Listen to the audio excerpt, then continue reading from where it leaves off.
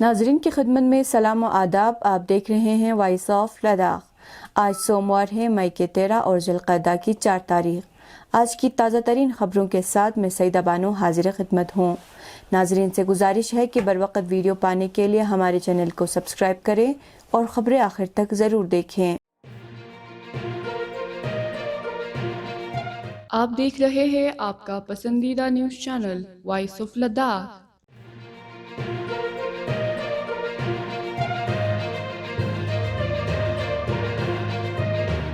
انتخابی مہم کے سلسلے میں کانگریس امیدوار سرنگ نمگیل کی طرف سے کرگل میں گزشتہ دن ایک پریس کانفرنس کا انعقاد کیا گیا، جس کو کانگریس یوٹی لداخ کے یوتھ ونگ کے صدر کونسلر ملا دورجے نے خطاب کیا. اپنے پریس کانفرنس میں انہوں نے بتایا کہ کانگریس ایک سیکولر جماعت ہے اور اقلیتوں اور پچھڑے طبقوں کی نمائندگی کرتی ہے. اس لیے کانگریس نے اپنے قومی سطح کے مینیفیسٹو میں لداخ کے بھی مسائل کو شامل کیا ہے، جن میں سے اہم لداخ کو چھٹے شیڈول دینے کی بات ہے. اس کے علاوہ ملازمتوں کے لیے اولڈ ایج پینشن اسکیم، بے روزگاروں کو روزگار کی یقین دہانی، SC/ST کے لیے خصوصی بجٹ، خواتین کے لیے روزگار میں 85% کی ریزرویشن، منریگا اسکیم میں روزانہ اجرت کو 400 روپے کرنا اور آشاؤں کی طرز پر گاؤں میں لیگل اسسٹنٹ یعنی قانونی مددگار تعین کرنا شامل ہے. اسٹیٹ ہوڈ کی مانگ کے سوال کے جواب میں اسملہ نے بتایا کہ کانگریس لیڈر راہل گاندھی نے گزشتہ سال اپنے لداخی دورے کے دوران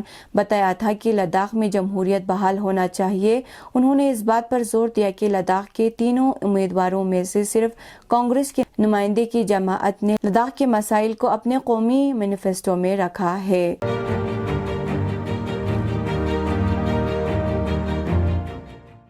لداخ میں پارلیمانی انتخابات کے لیے انتخابی مہم جاری ہے. اس سلسلے میں لداخ سے BJP امیدوار ایڈوکیٹ ٹشی گیلسن آج کرگل ضلع پہنچے. دورے کے دوران انہوں نے صدر جمعیت العلماء اثنا عشریہ کرگل شیخ ناصر مہدی سے ملاقات کی. ملاقات کے بعد میڈیا سے گفتگو کرتے ہوئے انہوں نے کہا کہ میں نے صدر جمعیت العلماء کے ساتھ ملاقات کر کے ان کا آشیرواد لیا. انہوں نے مزید کہا کہ انتخابی مہم کے دوران وہ لداخ کے 4 نکاتی ایجنڈے پر زور دیں گے. ان کی ترجیح 4 نکاتی ایجنڈے پر قرارداد لانا ہوگی جو لداخ کے مفاد کے لیے ہوگا. انہوں نے کارگل شہر کے دورے سے قبل زانسکار سب ڈویژن اور تیسرو بلاک کا دورہ کیا. زانسکار کے مہم کے دوران ان کے ساتھ مرکزی وزیر کرن رجیجو بھی تھے.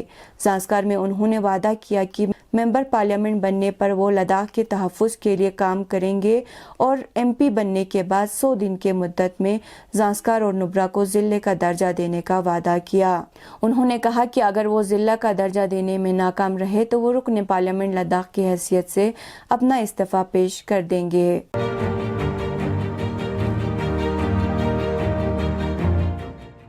لیہ میں غیر حاضر ووٹنگ کی سہولیات 11 مئی سے سینئر سٹیزن کے طبقے سے تعلق رکھنے والے لوگوں کے لیے شروع ہو گئی ہے، جن کی تعریف 85 سال سے زیادہ عمر کے کسی بھی معذور شخص کے طور پر یا ڈسیبلٹی سرٹیفکیٹ رکھنے والے افراد کے طور پر کی گئی ہے.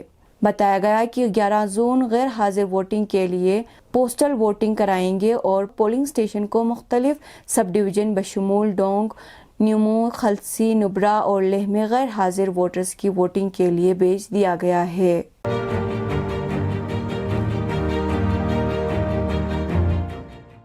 لداخ پارلیمانی انتخابات کے سلسلے میں امیدواروں نے کرگل ضلع میں اپنی انتخابی سرگرمیوں میں تیزی لائی ہے. اس سلسلے میں لداخ ڈیموکریٹک الائنس کے امیدوار محمد حنیفہ جان نے آج پشکم اور شرگل حلقوں میں عوامی ریلی سے خطاب کیا.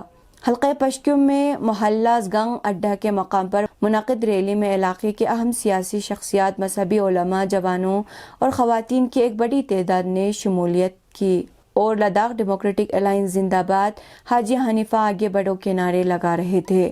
ریلی سے حجت الاسلام شیخ احمد ارمان، شیخ غلام حسنین رضوانی کے علاوہ آزاد امیدوار حنیفہ جان نے خطاب کیا اور ووٹروں سے انہیں کامیاب بنانے کی اپیل کی. انہوں نے بتایا کہ وہ تمام لداخ کے مشترکہ چند مانگوں کو حاصل کرنے کے لیے سرتوڑ کوشش کریں گے اور اس موقع پر چیف ایگزیکٹو کونسلر ڈاکٹر محمد جعفر آخون، سابقہ CEC فیروز خان، کونسلر چھسکور ناصر حسین منشی، ایگزیکٹو کونسلر کاچو محمد فیروز اور سابقہ NC ترجمان سید رضا موسوی نے بھی خطاب کیا۔ اس موقع پر پشکم کے وکیل حاجی مرتضیٰ اور کرت نالہ کے آخون یوسف نے آزاد امیدوار کو علاقے کے ووٹروں کی حمایت کا یقین دلایا۔ یہاں جلسے کرنے کے بعد وہ انتخابی ٹیم شرگول اور سپی کے لیے روانہ ہوئے۔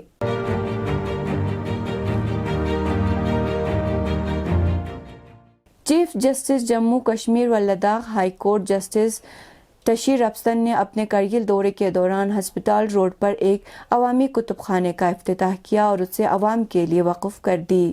چیف جسٹس نے بعد میں کربتھانگ میں زیر تعمیر ڈسٹرکٹ کورٹ کمپلیکس پر ہو رہے کاموں کا بھی جائزہ لیا اور سنکو سب ڈویژن کا دورہ کر کے وہاں زیر تعمیر کورٹ کمپلیکس عمارت کا موقع پر جائزہ لیا۔ یاد رہے کہ موصوف لداخ میں کورٹ عمارتوں کی تعمیراتی کمیٹی کے سربراہ بھی ہیں۔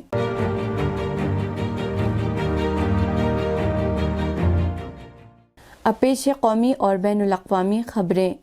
لوک سبھا انتخابات کے چوتھے مرحلے کی ووٹنگ جاری ہے۔ سری نگر میں 5 اضلاع سری نگر، گاندربل، بڈگام، پلوامہ اور شوپیان پر محیط پارلیمانی نشست پر کافی تعداد میں رائے دہندگان پولنگ مرکز کا رخ کر رہے ہیں۔ صبح سے پولنگ اسٹیشنوں کے باہر رائے دہندگان لمبی قطاروں میں تحمل کے ساتھ حق رائے دہی کا استعمال کرنے کے لیے اپنی باری کا انتظار کرتے ہوئے نظر آ رہے ہیں۔ سری نگر شہر میں گزشتہ انتخابات کے مقابلے میں اس بار کافی چہل پہل اور جوش و خروش پایا جا رہا ہے اور لوگ اپنے من پسند نمائندوں کے حق میں ووٹ ڈالنے کے لیے گھروں سے جوق در جوق نکل رہے ہیں۔ سیکیورٹی کے معقول انتظامات کیے گئے ہیں اور لوگ بغیر کسی خوف کے ووٹنگ میں شامل ہو رہے ہیں۔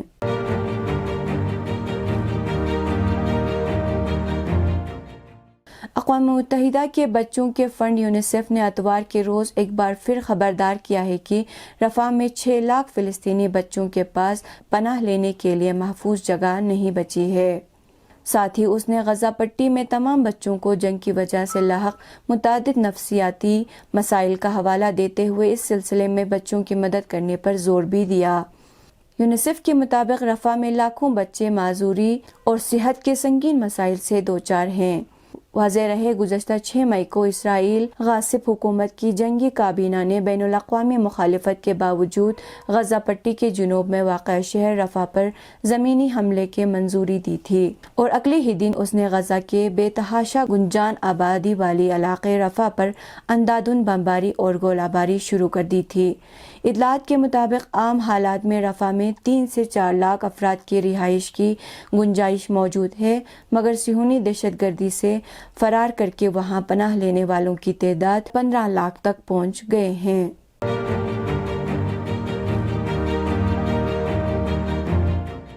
افغانستان میں شدید موسمی بارشوں کے باعث آنے والی سیلابی ریلوں سے 300 سے زائد افراد ہلاک اور 1000 سے زائد گھر تباہ ہو گئے ہیں۔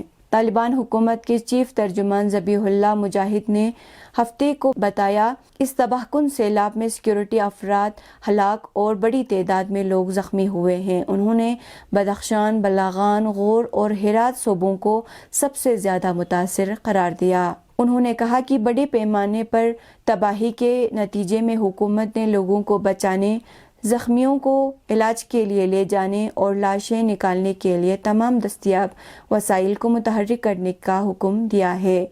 طالبان کی وزارت دفاع نے ہفتے کے روز ایک بیان میں کہا کہ ملکی فضائیہ نے پہلے ہی بلاغان میں لوگوں کو نکالنا شروع کر دیا ہے اور سیلاب زدہ علاقوں میں پھنسنے والے لوگوں کی بڑی تعداد کو بچا لیا ہے اور 100 زخمیوں کو علاقے کے فوجی ہسپتال میں پہنچا دیا ہے۔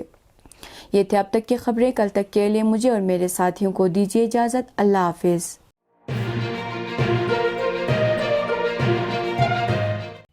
مقامی، قومی اور بین الاقوامی خبروں سے باخبر رہنے کے لیے چینل کو لائک، شیئر اور سبسکرائب کریں، ساتھ ہی بیل آئیکن دبانا نہ بھولیں۔